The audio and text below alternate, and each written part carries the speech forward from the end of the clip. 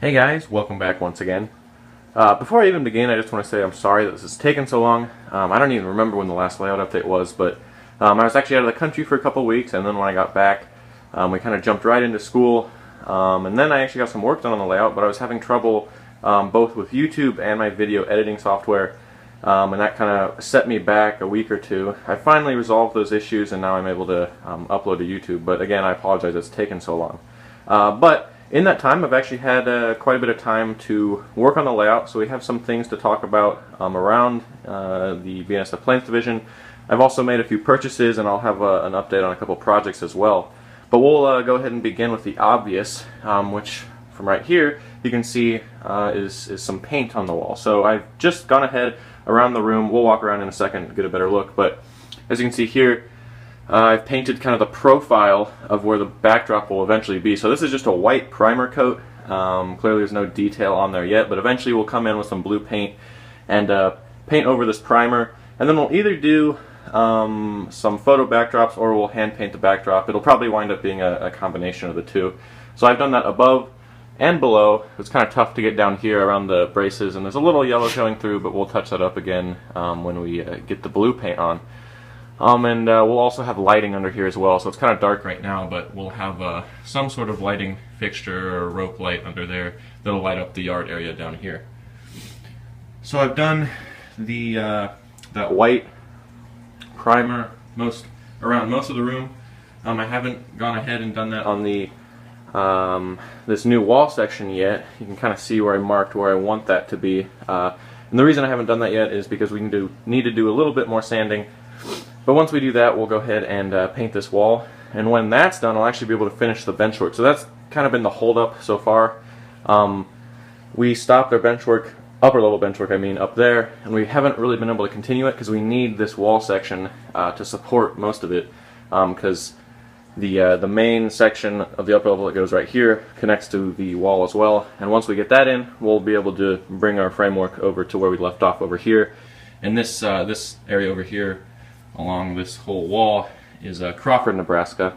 So when we get that framework in, we'll continue our sub-road bed and our cork road bed, and eventually our tracks will wrap all the way up the upper level, go down there.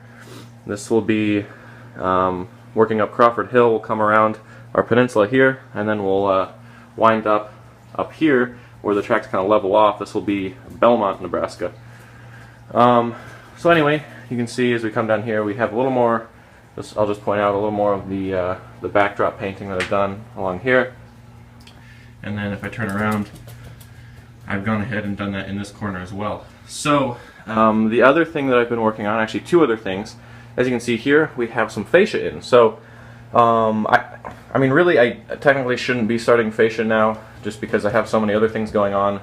But since we're kind of holding off on the framework, I thought I'd go ahead and at least get something done. And getting the backdrop, at least the white primer down, and this fascia is actually really making the layout start to look like a layout. So it's coming together, looking a little more complete.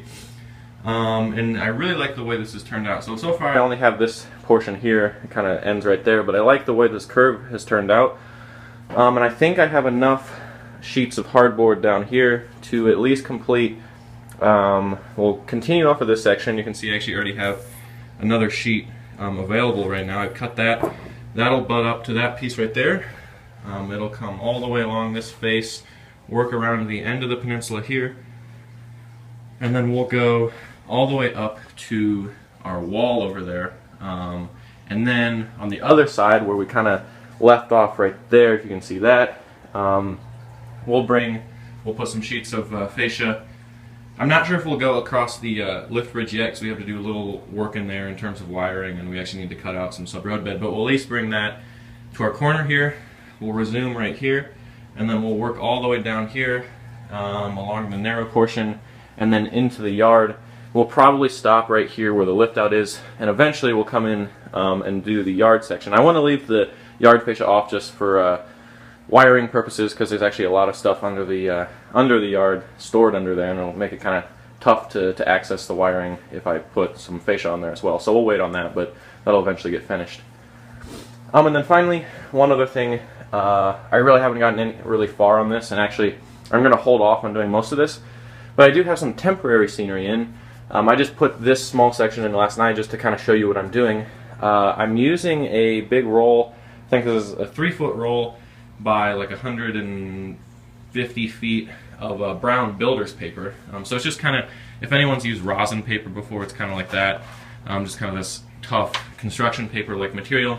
And it's really easy to just cut a sheet off, and then you can kind of cut it to the contour of your sub-road bed and fascia. And then really the point of this, actually there's two reasons. One, I want to make the layout look a little more finished, and I don't want to be staring at the carpet when I'm looking at trains. But this will also allow us to play around with some scenery contours when we get into some more complicated areas, especially along the upper level. So this will be kind of a nice way to test how our scenery will eventually be. Plus, it makes the layout look a little better. So I'll be working on that when I get a little more fascia in. So far, or as of now, that's really all I have in terms of actual layout progress. But I do have quite a few purchases and projects to update you on.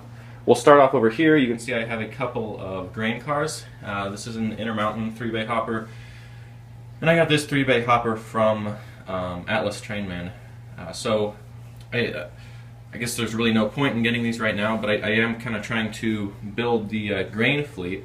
And what's nice about these gray cars is that they'd be nice both as standalone cars at an industry or in a mixed manifest, but you'll actually also frequently see a few white and gray cars mixed in with BNSF grain trains amidst the brown and green cars, and it provides a little bit of a breakup to the monotonous brown and green. So hopefully I'll be getting a bunch more of these cars looking more like the BNSF and BN cars, and then I'll toss these into the consist, and we'll have a pretty nice looking grain train once I get a few more cars. So that's really the reason that I got those. If we walk over to the other side of the layout, I have a few buildings to update you on. So last weekend or 2 weekends ago, I can't remember, I went to the World's Greatest Hobby on tour. And as you can see, we purchased a bunch of Walther structures. So I'm just going to go ahead and point out what we got, and then I'll walk around. Actually, all these buildings go on the other side of the layout, so I'll walk over there and talk about where they're going to go. The first one that we have here is a Dairy Queen. So, I don't know, I feel like every layout needs to have some sort of commercial area. This doesn't really provide any operational advantage, but what's nice about the Dairy Queen is it actually kind of sets a time and place for the layout. And, excuse me, in a second we'll walk over there, I'll show you where this is. It's kind of at the entrance of the layout, so when visitors come, they'll look at the modern Dairy Queen and as I said, get a sense of time and place, because conveniently Dairy Queens are actually based out, or Dairy Queen, the corporation, is based out of Minnesota, I believe. And this particular Dairy Queen, or this style of Dairy Queen, is from 2007 and onward, so that kind of sets an era for the layout, which will be nice. And then we also have some loading racks here. There's nothing, or not too much in the way of a structure for this industry, but we'll be using these loading racks, and I think what we might do is bury the two spur tracks kind of in like a concrete pad, and this will become a dry transfer facility. So as you see, the way this photo is set up, you can roll your rail cars in and then do some transloading to a truck of some sort. So that'll be kind of interesting, and it's a really versatile, flexible industry. You can roll all sorts of cars in there, and that'll be really advantageous for operations once we get that underway. And then next we have what Walters is calling a trucking company. So I don't know, we might keep the trucking company sign, but it's really just a distribution center, and we'll put, I don't know, we can put any sort of sign on there. But what I really like about it is that it has 2 loading bays. So again, looking forward to operations. This will be nice because as an operator, when you're switching out the industries, you'll have to make sure you take a look at your switch list and have your cars in the right order, so when you spot them on the spur, the cars are aligned for the proper loading bays, and that'll be kind of nice for operations too. Again, this isn't a really like striking building. I mean, it's just a square backdrop building, prefab kind of deal, but very common in the prototype world, and this will look really nice on our industrial side. And then finally over here we have a paper mill, or what Walters is calling a paper mill. For our purposes, this is going to be the main structure for our brewery building. After we do a little bit of tinkering, such as moving this door, we're actually going to move that door to the other side. We're also going to probably shrink the depth of the building so it fits a little better. And once we do that, it'll look a little more like the brewery that we'll be modeling. So I'm going to go ahead, we'll just come around the end of the peninsula here and I'll point out where those buildings are going to go really quickly. And then we'll talk about a couple of projects I'm working on. So down here, I don't know if I pointed this out before. I'm going to talk about, first we'll start with the brewery. There's actually going to be a road underpass here that goes under the tracks. That main road is going to continue, kind of snake that way around our sand transload facility, which is going to go here. That will cross the tracks at grade level over there. But coming off of that road, off to the right, there will be a turnoff, and down here where this mess is, there's going to be a large parking lot.